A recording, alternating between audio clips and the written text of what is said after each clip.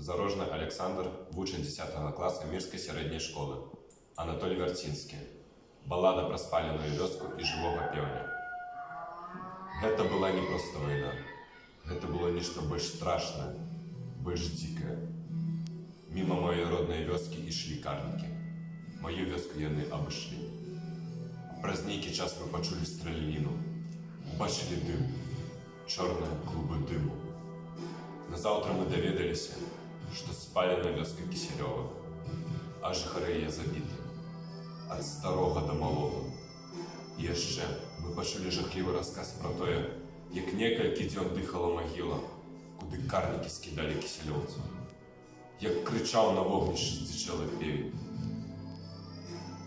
І толькі апоўначы, прарэзліва, з усіх сваіх сіл, свой векавы абавязак помнячы, певень запеў, загаласіў, запеў і здзівіўся ён, напэўна, чаму не спяваюць іншыя певы.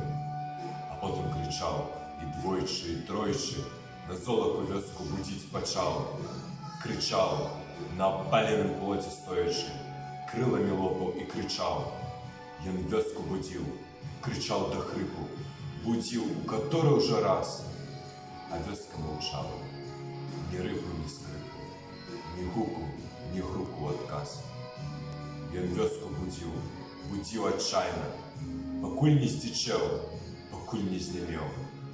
А вёска маўчала, вёска маўчала. Яна ўжо не чула той ранішні спеў. Спеўні весёлы пачынаюцца, толькі нічым не разбудзіш яе. Вёску, дзе рана, інакш пачынаецца. Вёску, дзе певень больш не пяе.